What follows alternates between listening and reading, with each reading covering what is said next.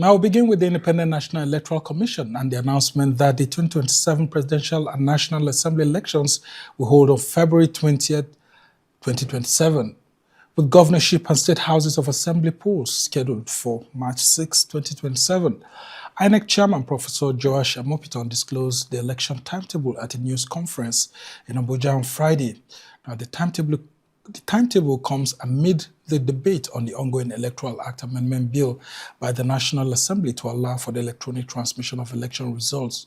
And INEC also proposed a total of 873.8 billion naira for the conduct of the 2027 general elections, alongside 171 billion naira as its statutory budget for 2026 operations. Now, Professor Amopiton revealed this while defending the Commission's 2026 budget again and presenting the proposed estimates for conducting the 2027 elections. Out of the proposed 873.8 billion naira election budget, 375.7 billion naira is earmarked for election operations, 92.3 billion naira is for election administrative costs, while 209.2 billion naira is for election technology. INEC is demanding 154.9 billion for election capital expenditure, with 41.6 billion set aside for miscellaneous expenses. Now, the INEC boss said the 209.2 billion naira allocated to election technology will strengthen transparency and efficiency, including the upgrade of the controversial INEC result viewing portal, IREV, which is set at the cost of 162.5 billion naira. Well, for more on the INEC timetable, proposed budget for the conduct of 2027 general election and the Electoral Act Amendment Bill controversy, we have joining us now in the studio the National Chairman of the Interparty Advisory Council, a former National Chairman of the Interparty Advisory Council, who is also a former presidential candidate of the People's Progressive Party.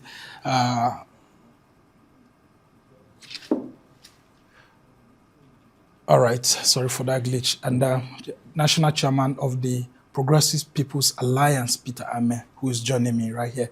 We're actually still expecting the National Chairman of the Interparty Advisory Council, and he will be joining us later, and that's in the person of Yusuf Dantale. Thank you so much, Peter Ameh, for joining us. Thank you for having me. Yeah. Well, I mean, I've brought you here to talk about your experience as a former INEC, IPAC chairman, who has, held the position of, leading the body of political parties, and you understand how these elections actually happen. For you to share your experience with this issue of this timetable that's been released by INEC and some of the proposed expenditure by INEC, what exactly has been your view about it since INEC released it on Friday? I think for me, INEC acted timely and cautiously because they are looking at the, if you go with the way the politicians in National Assembly are behaving today, and then end up not, approving or bringing out the Electoral Act on time, as then it will affect the preparation for the conduct of the 2027 general election, because you need to now act. So INEC has decided to rely on the 2022 Electoral Act and also rely on the guidelines for conduct of elections, as a subsidiary law, because there's a principal law and a subsidiary law, a legislative arrangement made by INEC themselves, because INEC has created that judicial quasi-power, because INEC is created under Section 133 of the Constitution, and all the people who work in INEC enjoy their appointment under Section 155, Section 1C. Mm-hmm. So, but the current timetable is timely, and we must be able to, praise them for releasing it. But I still have a lot of issue with, the Electoral Act, the amendment that we are expecting, because we can't make election a administrative ritual, a cycle of unmet expectations, and Nigerians are continuing to lose hope, and this voter apathy and the trust deficit is becoming widened by the day. So we need to look at all those vulnerabilities, that have marred elections over the years, like the, alteration of results, manipulation of electoral results, especially the criminal collation center that is very, very difficult, to jump past. Which is what IREV tried to cure in 2023. IREV should naturally have cured it, even not for the glitches and all that, the election result viewing portal. It could have cured it. That indigenous technology, I've been exported to a lot of countries. Like Ghana is working. It's just that there's this human interference and manipulation through the back door that is actually affecting us not to work. And for the budget, I think the budget is too much. We can't be running election, and be budgeting close to 1 trillion naira, to be able to conduct election for our people. Well, it is becoming more expensive by the day. I don't see any reason why it should be that expensive. And moreover, there's no accountability for money released for the 2023 general election. And if they said, they are a federal executive body created by the Constitution, and that their account is, they report the auditing authority to the Auditor General of the Federation and all that, that should be published, because these are part of the things that will enable people to believe that this money being spent is used judiciously for the benefit of conducting a credible election. Today, this timetable has brought pressure on the political system. Yeah, and the critical stakeholders in this, you could have a lot of other stakeholders. You could have 1 million stakeholders in this electoral program. You could have electorate, you could have civil society group, and other advocates that want election to be conducted. But the primary critical stakeholders are the political parties. They are the ones that will present candidates, the one who cast votes for vote, the one who campaign, and all sorts of things. So it will bring a lot of pressure to bear on the process, and for those timelines, we should watch out for them. But for the figure, for the budget, I think we need to interrogate it more. 1 trillion naira in conducting an election is one of the highest we'll see in Africa. Close to 1 trillion. Now, I want us to go back to 2023. In 2023 general election, INEC presented a budget of 355.2 billion, and it reportedly received 313 billion naira. And then the cost per voter was about 3,801 naira as at the exchange rate then. What do you say about that when you now juxtapose it? Because this is like close to a threefold of what was spent in 2023 general election. So people will ask, have the number of voters increased? Or is it the inflation in the country that has gone up? And so that's why you have a threefold. This is ×3 of what was spent in 2023. Even our voter register need to be properly interrogated, because INEC have done what they call previous and in trying to remove people who do double registration and all that. But I don't think INEC has been able to remove those who have died from the list of registered voters. So this budget for me is bogus.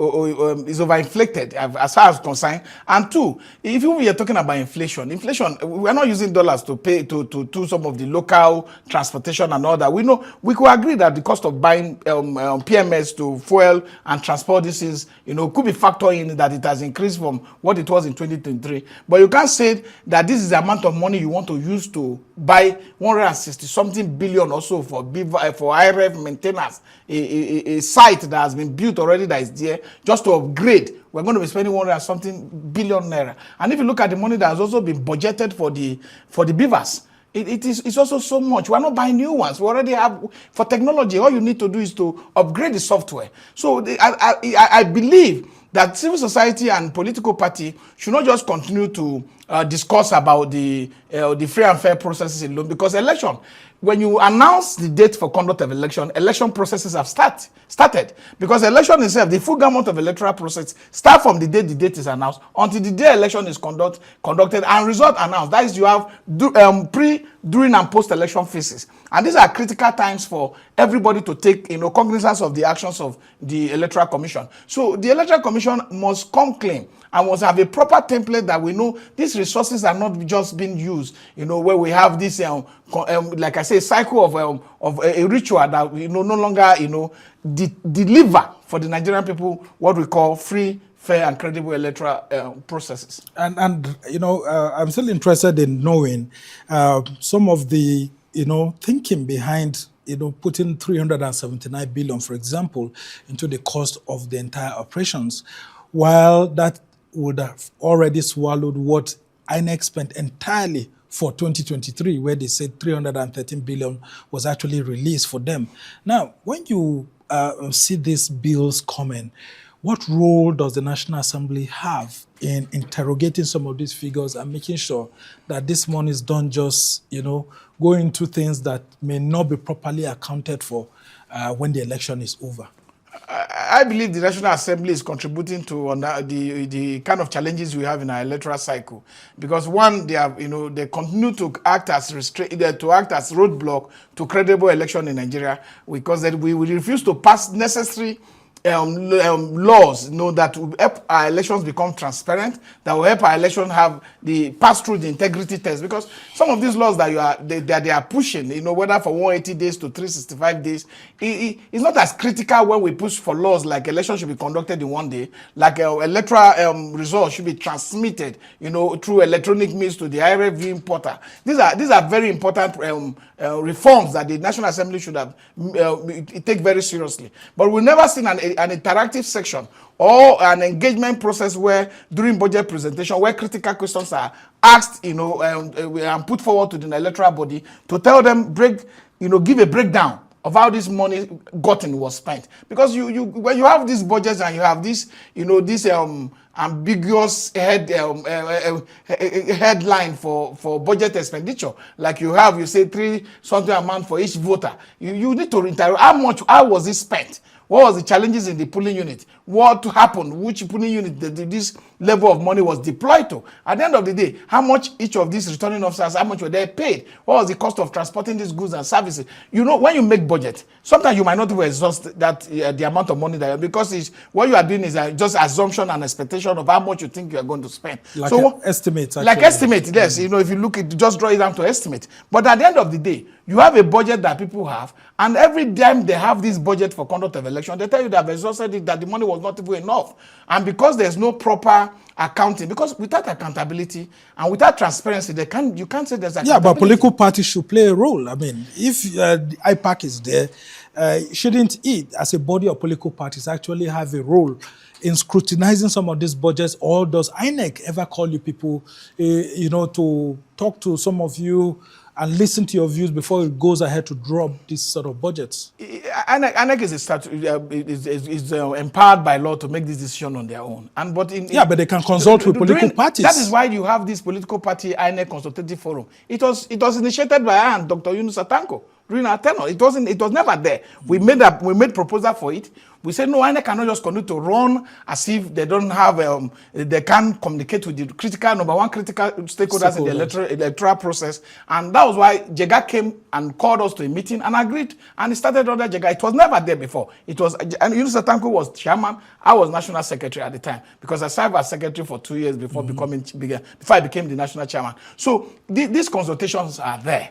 But political party system, like I've said, it gradually is getting weakened by certain draconian processes and policies and laws that are being pushed forward by the National Assembly, and even being enabled by politicians themselves. It's not just there are laws that weaken them, because you find out about the conduct of 2023 election. If you take the timetable, you discover there are 19 political parties. Like Youth Party came through the court, so you have 18 that came through the 2023 election, and you have the 18. You have to look whether they were able to meet the provisions and requirements of Section 225A. And if you look at it, you discover it's maybe only 9 parties that met it. So the remaining parties are existing at the mercy of the commission. What does Section 22A actually It talks about winning House of Assembly, local government elections, certain percentage in councillorship, and having certain percentage when a general presidential election is conducted. If you don't have any of these, if you don't meet any of these requirements during the conduct of after the election, has been conducted, then you'll be deregistered. But you can't do that. INEC don't do that when they find out that the political parties are not, creating any challenges. They are not, causing any crisis. They are happy with them. They do this yes approach to every policy that comes from INEC. Then INEC will not take action. But if this political party now start to do those activism that with political party management and political party operators, you find out that law will come, on them. Okay, so it will then be activated. It will then be activated. We have challenges in our democratic system that we need to solve, because there's less activism, there's less scrutiny due to certain laws that is put in the system to checkmate the growth of critical thinking. Okay, let's talk about this proposal for February 20th, 2027. And then, of course, the March elections for the governors. Some people are already kicking against it, saying that it falls within a religious season. There will be Ramadan then and all of that. And INEC is also saying that it will start consulting. Don't forget that even for the FCT area council election that will be holding on February 21, there were calls by ADC, African Democratic Congress, for the poll to be shifted. But INEC then really listened to it, and the election will then be going ahead next Saturday. In all of this, why do you think INEC didn't factor this?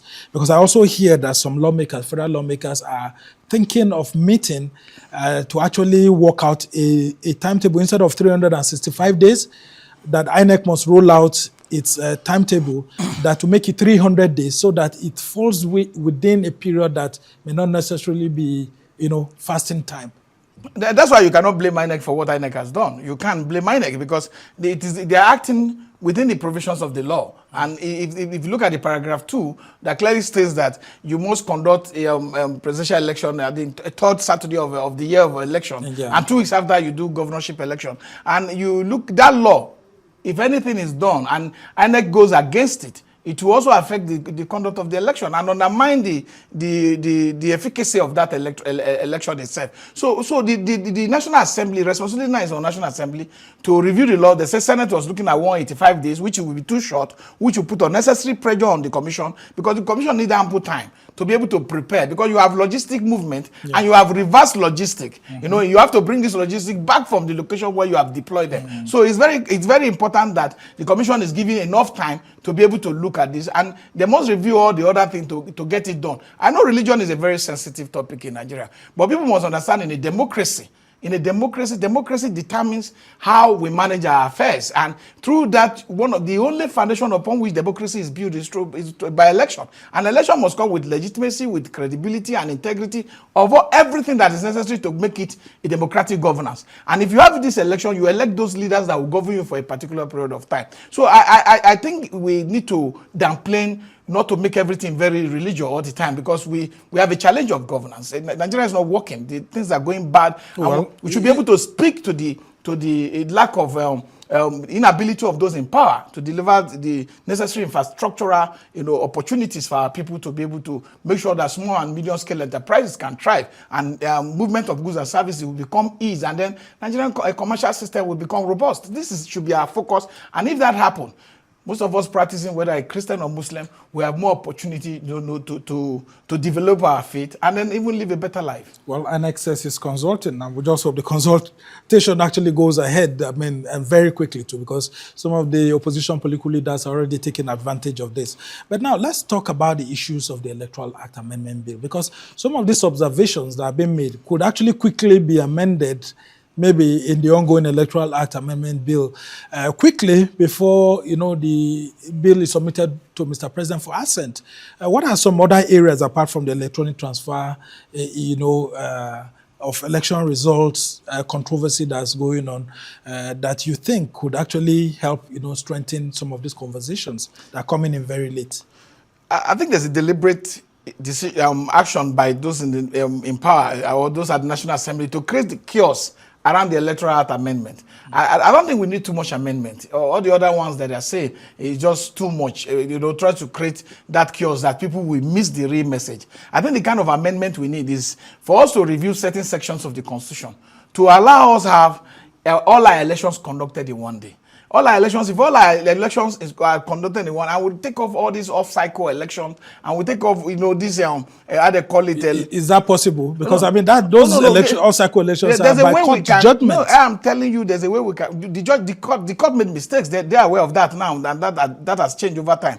But we need to be able to make sure that all our elections, National Assembly, State Assembly, presidential and governorship are conducted in one day. They're not doing it because they can't do it. They are doing it because of politics. Those in the presidency since 1999 felt that if they conduct the same day, you will put the presidential election in danger. So they have to get their election first, so that they now know how to deal with the governors. So that is how the game is played. But it's costing Nigeria a lot of money. This, if you look at from the 800 and something billion that has been budgeted and 171 billion for the core budget for the management of the commission, that would have cut the cost of expenditure by half.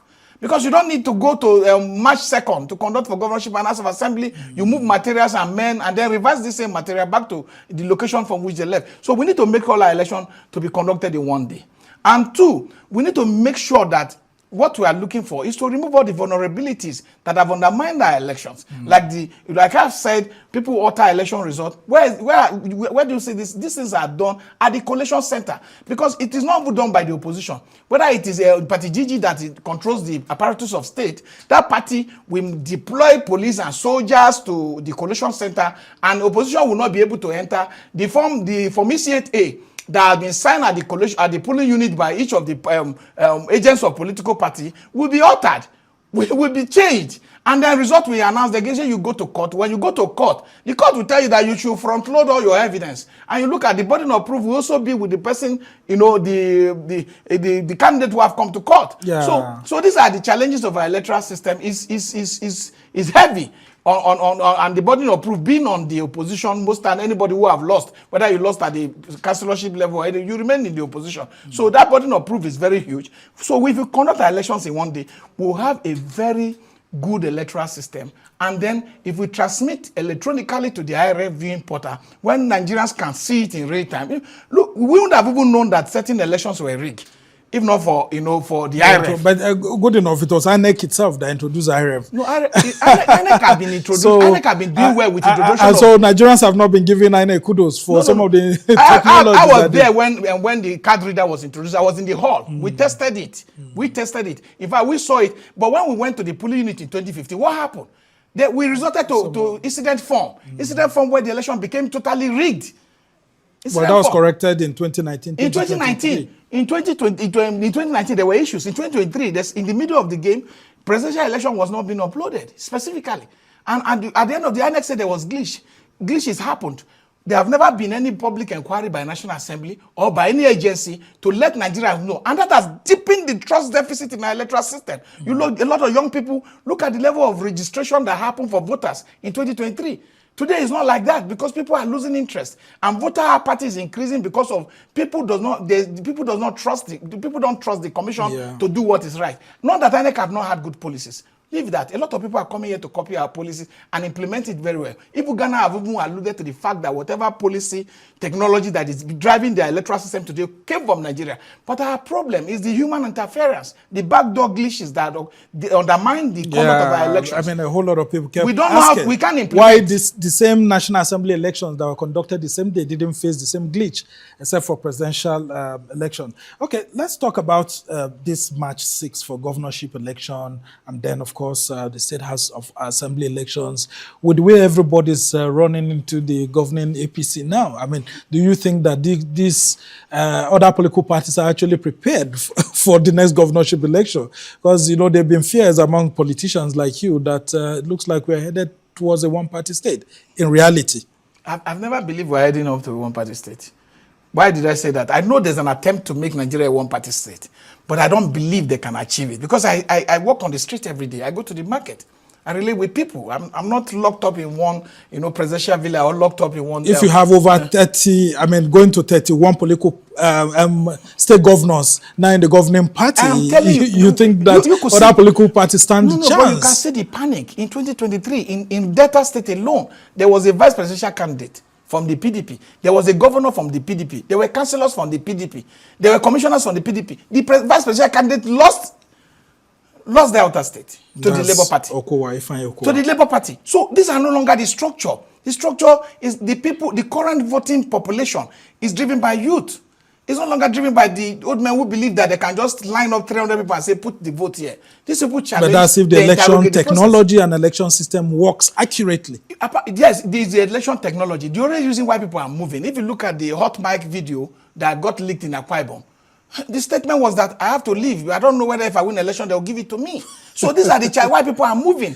But not because they are popular, not because they are accepted by the people, not because the people are moving with them. Senators, House of Rep, governors are moving, but the ordinary poor, suffering masses of this country are not moving. That's where the danger is. And that's why there's panic on how to make sure that our election is truly credible, that our elections are truly free, and that, because APC control 2/3 of the Senate. They can just pass the law tomorrow morning. They can do anything in the moment. But they are not passing it. They're having the difficulty because they feel the more there's transparency, the more it becomes difficult for them to be able to tailor or manipulate the process of the election. That's just the challenge we're having. All right, just quickly before I let you go, talk to us about your Labour Party. I mean, I thought that you had moved to the African Democratic Congress with Peter Obi, but I was surprised to find out you're still in the Labour Party. And during the week, we actually had this, incident at the Labour Party national headquarters. Nenadi Usman taking over, and just after a few days, we now hear that the place was boggled and all of that, and there are allegations that the former executive, were fingered. I was there with the national chairman and the national secretary. I was there with Senator Nenadi Usman and Senator Okorie Okorie and other members of the party and other chieftains, including the NSC and the TUC, to look at the situation of what happened. And I also listened to the report by the security man that was in that place. What happened there was very embarrassing and very below reasoning for anybody to try to take law into their hand and then continue to disrupt the affairs of the party in a way that the public will now see that this is now becoming a deliberate act to undermine the progress and peaceful operation of the party. For me, I think the leadership of the party, like I've mentioned their names, are responsible to oversee the affairs of the party on a day-to-day basis. The responsibility to run the party is in the hands of the National Working Committee, headed by this Senator Nenadi Usman, PhD, and Darlington Wokocha, Senator. So these are their own responsibility. And from what I've gathered, is that they have written to the relevant authority to look at the issues, and whatever the result of their investigation, the leadership will take it from them. But I think it's enough time for reasoning to come to play. I've been in the Labour Party for a long time, and I believe in the social democratic principles of the party. I believe that we should be able to have multiplicity of political parties so that people will participate, people will decide which party best suit their interests. That's what the Constitution says, that you can belong to any political party, a trade union that suits your interest. All right. Labour Party is mine. All right, that's interesting to actually hear from you. I will just ask you to hold on right now. Let's go on a short break, and when we come back, we will be having another guest join you, where we will be talking about the forthcoming FCT area council election. You are a resident of the FCT yourself, and February 21 is the date that INEC has actually set for the conduct of elections, and we have 1,680,315 registered voters across 2,822 polling units across 62 wards in the area councils of the FCT. Stay with us. Welcome back from the break. You're still watching This Week, and I'm Somna Sambo. And still on the Independent National Electoral Commission, all is looking set for the Federal Capital Territory Area Council election scheduled for next Saturday, February 21, involving 1,680,315 registered voters across 2,822 polling units in the 6 area councils of the FCT with 62 wards. Now, the Commission says it has concluded key preparations, including the delivery of non-sensitive election materials, training of electoral officers and election security personnel, and the ongoing training of ad hoc staff, while beavers devices are being configured ahead of the polls. A mock accreditation exercise was held last Saturday, February 7, in 289 selected polling units across the FCT. And apart from the FCT elections, the Commission will on the same day conduct by-elections in Ahuada East 2 and Kana 2 state constituencies in Rivers State, as well as Kano Municipal and Ungongo state constituencies in Kano State. Further underscoring the need for heightened vigilance and effective security deployment to tackle election violence. Well, for more on this, we have joining us now in the studio the president of the Association for Public Policy Analysis, Prince Will Okorie. And also, we still have in the studio with us a former IPAC national chairman and former presidential candidate of the Front Progressives People's Alliance, Peter Ameh. He's also a Labour Party chieftain. Thank you so much, gentlemen, for joining us. Now, let's start with you, Prince Will Okorie. Talk to us about this preparation for the elections in the nation's capital, and of course, steps being taken to prevent election violence with ISIS, the Inter-Election Consultative Committee on Election Security, the INEC, has been working with to ensure free, fair, and credible polls. My brother, I know that preparations are being made for the elections, but I've not seen serious preparations made to prevent violence. Last year, 2025, September and November, our association, after reviewing the violence issues in the 2023 general elections, and saw that a lot of lives were lost, linking it to the current problem of insecurity in the country. We are challenged to hold a program where we discussed electoral violence. Because violence, or political violence, precedes violence in the larger society. And those who perpetrate violence in the larger society are protected by the political elements that are using violence to emerge as winners. And then when they emerge that way, they protect these elements whom they used. So we did that program, but I am surprised. After the program was held, we met with the police. We met with INEC, FCT. We went to the greatest embarrassment came from Orientation Agency, FCT. Because we were asking them, the Electoral Act 2022 has a lot of provisions against electoral violence. But what is Orientation Agency doing? To sensitize the youths and the people that perpetrate this, to understand the punishments that await them if they are caught. And they were like, well, the government, they cannot do that with us. We should go and look for money and do it. Then they will come and lend their name to it. And then the question is, what is the job of the Orientation Agency? Their job, I think, is to even generate feedback and enlighten the people on government policies. If you look at Section 14(2)(b), security and welfare of the people shall be the primary purpose of government. Now, what is Orientation Agency in FCT doing to sensitize community people, youths, sensitize political parties and their candidates to stay away from electoral violence? We've not seen that happen. We visited the police, the FCT command, and we suggested there should be anti-electoral violence and offences desk at the various divisions in the FCT, so that incidents of violence can be reported there. But we've not seen that happen. We went ahead to say, okay, let's start from Ameh and do area council sensitization. On the 18th of November, it was to be organized. Do you know, no Ameh officials never showed up. The government didn't show up. FCT didn't show up. The question should be, what is the FCT minister's preparation to prevent violence and offenses in the coming election? Right. What is the preparation of the area council chairman? Because the responsibility to maintain security and welfare falls on their shoulders. So if they're an IPAC too, what is IPAC doing in this regard? Everybody tells you we have no money, we have no money, we have no money. Well, now, how the money issues everywhere, because even the MDAs are complaining. All right, and I want to bring you in, Peter. Talk to us about, what you've heard now, preparations to prevent election violence. We've seen some of the major parties that are dominant, going to very sensitive areas, trying to woo voters and all of that. How do we ensure that this is violence-free?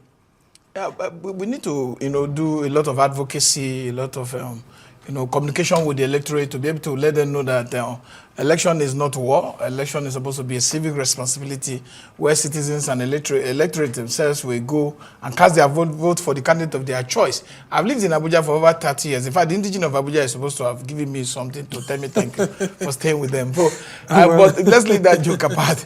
The seriousness of election makes it very important because of how it affects all our lives. Yeah. And I've seen, since I've been in Abuja, this is the most robust and very competitive AMAC election that I've seen for a very long time. Yes, even when PDP is not in the game, yes, PDP has always won the elections. Yes, Abga have won in Gwagwalada before. Abga won in Gwagwalada. Yeah, so because PDP with its issues. With its issues as always, but that means it's possible for any political party that have that canvass for votes, that goes around to speak to the people and could get elected, because this is an enlightened society. This is a metropolis, and people here understand what inflation is, what is security, what is the importance of the construction of road and cleanliness of the community, and pipe-borne water. They understand these things, so they will be able to now look at the record of the current AMAC chairman and look at it. But security is very important, because with this kind of robust campaign and this kind of struggle, contestation for power,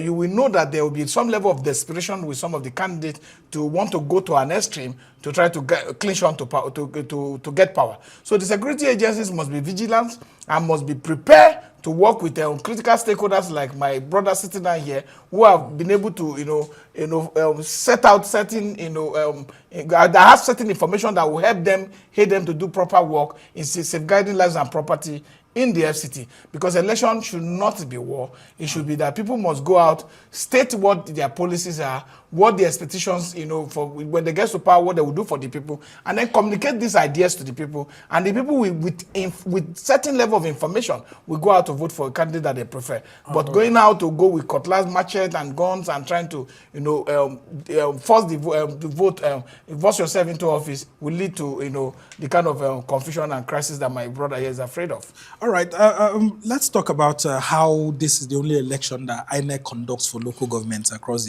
the country. And these elections have previously been rated high because INEC is the one that conducts these local government elections in the FCT.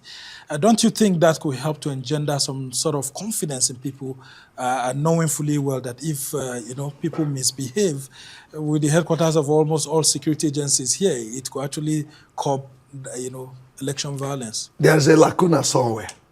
In course of our work, we reviewed the Electoral Act 2022 as amended. Section 144 and Section 145 is a major problem.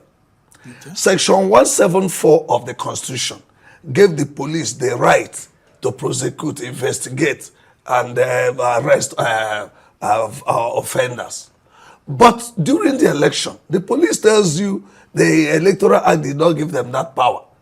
But Part 1, Section 3 of the Constitution says any law that is inconsistent with the Constitution should be declared null and void. Now you go to Section 144. It tells you that for you to prosecute an electoral offender, it must be recommended by a tribunal. Now the question is, why will it be a tribunal? And then the prosecution of the person will be done by a lawyer appointed by INEC. The question is, who has the right to approach the tribunal over violence during election? After elections in Nigeria, nobody thinks about those that were killed. What is done to the families? Everybody is claiming, declare me winner, declare me winner, declare me winner. This is why the violence we are talking about can never stop. Which politician has ever been prosecuted for sponsoring people that perpetrated violence during election?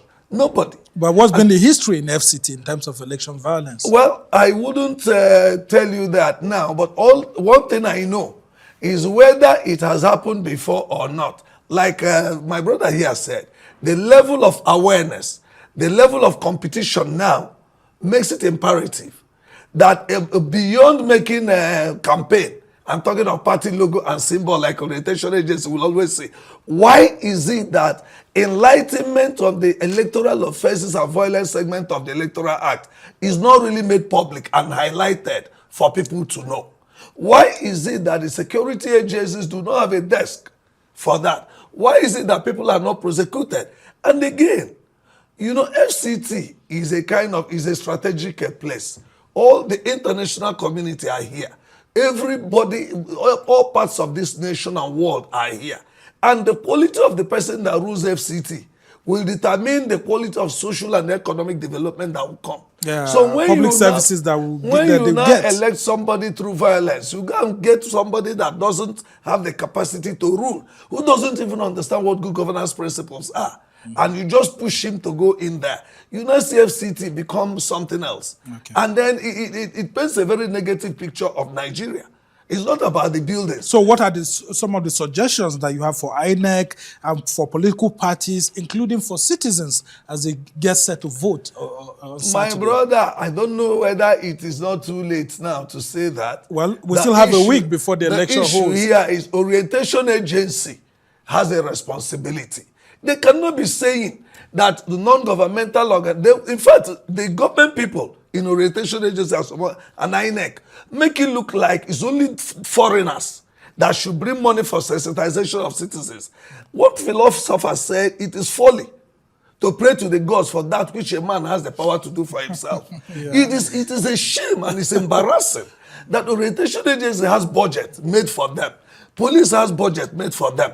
And yet, you hear that we should go to donor and get money and invite them. And then is it the foreigner that will give you money to to sensitize your people that lives should be saved? People are condemning America for coming now to support in reducing banditry.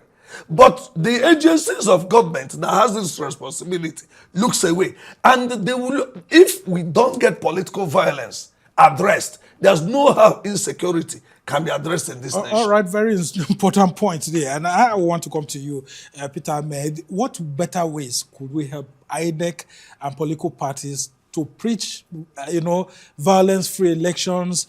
Does the conduct of candidates actually help to increase, political violence? And for the FCT elections, what should we be looking out for? For the FCT election, there's a lot of desperation, because of the last time the APC lost in FCT presidential election. So they are really very serious in trying to win this place, despite knowing fully well some of the gains made by the opposition political party. So I expect some level of desperate measures to be taken by them that will undermine this whole electoral system, that will create a shadow of doubt on the outcome of the election. Well, the FCT minister is of the PDP extraction, not APC. I don't even know where he belongs. Are you saying that is there pressure on him to deliver I the don't know where he FCT belongs, to because the even in his state today, they are going to be an election and the PDP has no candidate. So I don't know the party which he belongs. But let's leave that aside. What I'm trying to say is that for you to stop electoral violence, it's not just by advocating or doing all this whatever communication you have to do with the people. There are also certain measures that has to be taken, and that you have to look at 2008 Justice Tuwe's electoral reform panel and Justice Lemu 2011 electoral violence report panel. So these panels have already made up that look, the commission is overburdened.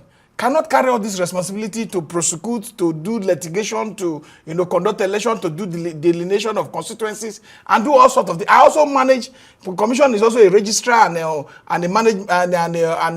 regulator of political parties. So these functions and things are too much. I think that we should take in line with this thing and create election offences tribunal, where there will be sole responsibility. Like I said, look at the ambiguous provision where you do not even know who will now apply that somebody who have committed electoral violence be arrested. So we need to have this tribunal created, unbundle the commission, allow more participation so that people can be able to go to where they can lay their complaint, like the Public Complaint Commission. People can go there individually, and also know that there are other provisions of the Constitution that undermine how we can make sure we arrest electoral violence. And that is the law, nolly prosecute. That power is in the State House of Attorney General of every state, and is also in the Attorney General of the Federation. When somebody that belongs to their when somebody that belongs to their political party is arrested for electoral offense, the Attorney General will not prosecute. So you can't do otherwise. So there are a lot of challenges within our democratic architecture. And if we are not willing to address it because of selfish reason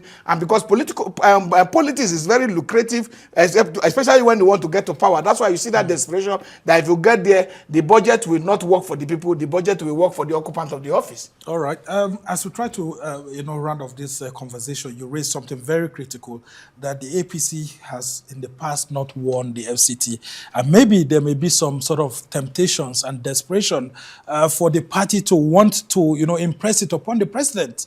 Now, what do you talk of other political parties and candidates? I mean, as the candidates go out very quickly, what should be the central message in terms of trying to curb political violence? Because they have a role to talk to their supporters too.